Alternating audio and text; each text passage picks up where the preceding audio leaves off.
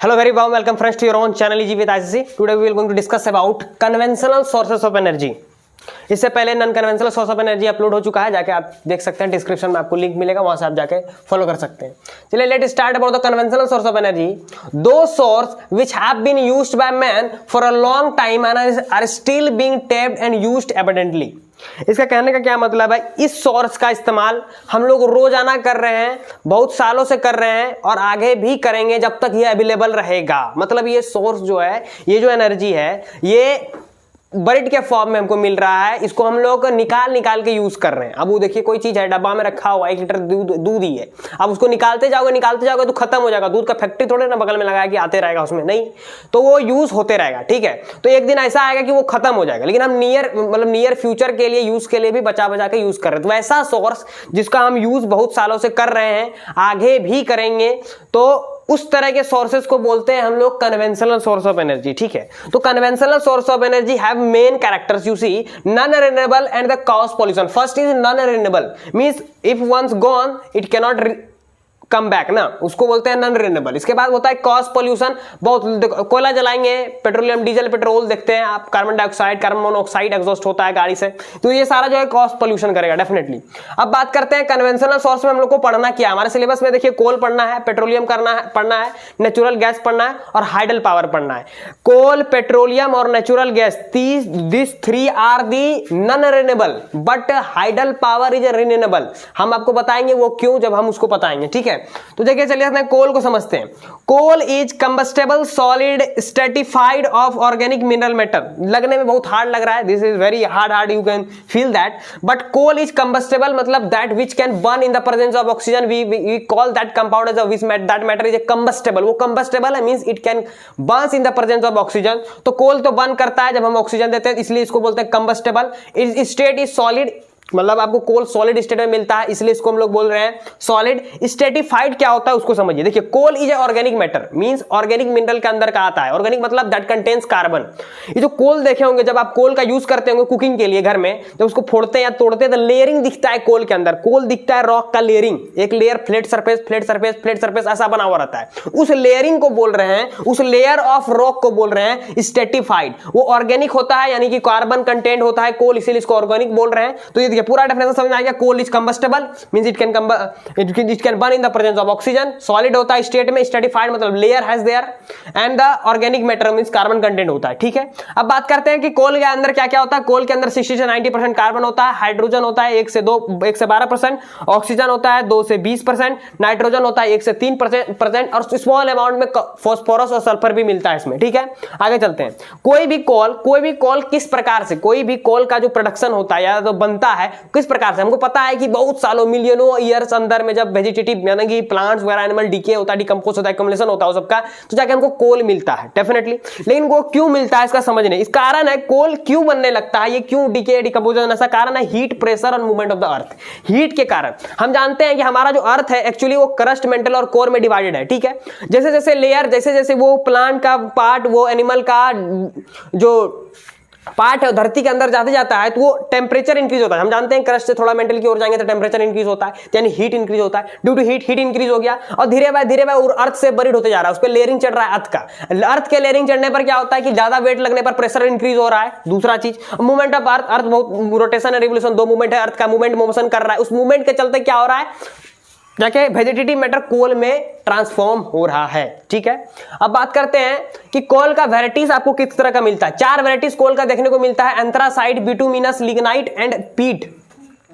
Depending on the amount of carbon, moisture and volatile, किस कोल के अंदर कितना अमाउंट ऑफ कार्बन है उसके डिपेंड पर, उसके अकॉर्डिंग और मॉइस्चर के अकॉर्डिंग और वोलेटाइल नेचर, मतलब वोलेटाइल कोई कार्बन को जाए, कौन ज्यादा स्मोक कर रहा है, जो ज्यादा स्मोक करेगा this is low quality of carbon, ज्यादा स्मोक फैला रहा है तो उसको बोलते हैं वोलेटाइल, मतलब स्मोक को एग्जॉस्ट करने वाला। एंथ्रासाइड, बिटुमिनस, लिग्नाइट और पीट। देखते हैं एक करके पढ़ते हैं। बात करते हैं एंथ्रासाइड का। इन द फर्स्ट रैंक, इस कैटेगरी, चारों कैटेगरी में सबसे पहला रैंक मिलता है एंथ्रासाइड को। इट कंटेन 90% ऑफ कार्बन, जितना ज्यादा कार्बन कंटेंट रहेगा उतना अच्छा कोल रहेगा, इतना समझ लीजिए। तो contain 90% of carbon. Calorific value is high, very very high. What is calorific value? Try to understand, किसी भी चीज का एनर्जी को पता करने के लिए, यानी किसी भी चीज के पास कितना पावर है, एनर्जी कितना दे सकता है, तो हम क्या करते हैं, मान ली 1 kg का कोई चीज लिए, उसको जब हम लोग यूज किए तो हम देखे इतना अमाउंट ऑफ एनर्जी निकल रहा है, फिर दूसरा वेराइटी को यूज किए, 1 kg का वेराइटी लिए, सेम अमाउंट का वेराइटी होना चाहिए, फिर उसको यूज किए तो इतना अमाउंट ऑफ एनर्जी निकल रहा है। जितना अमाउंट ऑफ एनर्जी कोई सब्सटेंस दे रहा है वो बताता है कैलोरीफिक वैल्यू, यानी anthracite has giving more energy, that's why it calorific value is very very high. ठीक है, तो बर्न स्लोली, एकदम धीरे धीरे, मतलब धीरे धीरे से चलता है, लेट एकदम पूरा late and for long time, धीरे धीरे चलता है, एनर्जी तो उतना ही देना है, एनर्जी कैलोरीफिक वैल्यू पे ज्यादा है तो एनर्जी तो देगा ही, बर्न धीरे धीरे होगा, लंबा टाइम के लिए होगा। Now let's discuss about bituminous coal. Bituminous is second rank coal, contain 50 to 80% carbon, calorific value is as compare to anthracite is low because it has varieties, it has, देखिए bituminous coal has some varieties, इसके पास steam coal is variety of bituminous coal, cooking coal is variety of bituminous coal, it is variety, मतलब bituminous coal has some varieties. तो steam coal जो होता है it contain 80% of carbon, मतलब steam coal जो bituminous कोल का एक variety है वो सबसे अच्छा कार्बन कंटेंट होता है, इसीलिए इसका इस्तेमाल ज्यादातर इंडस्ट्रीज में, इलेक्ट्रिसिटी प्रोडक्शन में स्टीम कोल का यूज किया जाता है। कुकिंग कोल का हम लोग यूज जल्दी नहीं करते क्योंकि उसका कैलोरीफिक वैल्यू लो होता है। Provide 80% of total output of the coal in to the world, total world में 80% सिर्फ बिटुमिनस कोल का यूज होता है, बाकी बात 20% कोल में आपका एंथ्रासाइड और लिग्नाइट आता है। समझ में आया बात? यानी कि सबसे अधिक अगर डिस्ट्रीब्यूशन है पूरे वर्ल्ड में, पूरे अर्थ में अगर किसी चीज का देखोगे तो कोल में तो बिटुमिनस कोल आपको मिलेगा। ठीक है, लिग्नाइट का बात करते हैं, थर्ड रैंक, इसका कोई वैल्यू नहीं है, ब्राउन कलर का एक्चुअली ये होता है, कंटेन 40% ऑफ कार्बन, जिसमें जितना ज्यादा कार्बन रहेगा वो उतना ज्यादा ब्लैकिश इन कलर होगा। तो इसमें 90% मतलब जेट ब्लैक, हार्ड ब्लैक, इसमें थोड़ा सा इससे लाइट होगा और इसमें तो ब्राउन दिखेगा क्योंकि कार्बन कंटेंट बहुत कम है। इसके बाद पीट के बात करते हैं, पीट इज अ ट्रांसफॉर्मेशन स्टेज, सबसे घटिया स्टेज जब से कोल बनना शुरू होता है, that is stage we are calling that a peat, from the stage from where the coal started to transform, मतलब vegetative matter started to transform into coal, that stage we are calling peat. ठीक है, अगर आप इसका distribution की बात करें तो देखिए India rank third after China and USA, means distribution की अगर बात करने लगे हम तो इंडिया प्रोडक्शन करता है थर्ड रैंक मिलता है इंडिया को प्रोडक्शन करने में, कोल का प्रोडक्शन करने में, यानी कोल को निकाल के यूज करने में थर्ड नंबर रैंक मिलता है, पहला है चाइना, दूसरा है यूएसए। इसके आगे बात करते हैं, ओल्डेस्ट जो कोल फील्ड है हमारा इंडिया में है, that is belong from Raniganj, West Bengal, and the largest coal field है जो कि झरिया झारखंड हमारा इलाका का। समझे? चलिए, coal found in India is mainly of two geological मतलब होता है भूगर्भ, मतलब कि धरती के अंदर से रिलेटेड चीज के बारे में, उसको बोलेंगे जियोलॉजिकल। ठीक है, धरती से अंदर रिलेटेड, जियोग्राफी मतलब धरती के बाहर सरफेस, माउंटेन, पर्वत, पहाड़, तो जियोलॉजिकल मतलब धरती के अंदर। तो कोल हमारे इंडिया में 2 एजेस में होता है, यानी कि कोई कोल हो सकता है कि 200 मिलियन पहले बना है, कोई कोल हाल ही बना हो 50-60 साल मिलियन पहले बना है। तो उस आधार पर हम कोल को इंडिया में देखते हैं 2 स्टेज वाला कोल मिलता है, 2 एज वाला कोल मिलता है, इसीलिए क्या करते हैं हम उसको बांट देते हैं, एक को बोलते हैं गोंडवाना, एक को बोलते हैं टर्सरी। गोंडवाना कोल का जो एज होता है वो 200 मिलियन होता है और टर्सरी अर्लियर है इसलिए इसका 50 मिलियन एज होता है। तो जो गोंडवाना कोल है इंडिया, ओवरऑल इंडिया में 90% इंडिया में सिर्फ गोंडवाना कोल ही रिजर्व कर लिया है, 98%, मतलब कि ऑल इंडिया में देखोगे तो 98% में सिर्फ गोंडवाना दिखेगा और टर्सरी जो होगा इसके अलावा दिखने वाला है। तो देखिए गोंडवाना जितना भी है ना इंडिया का जो है, इंडिया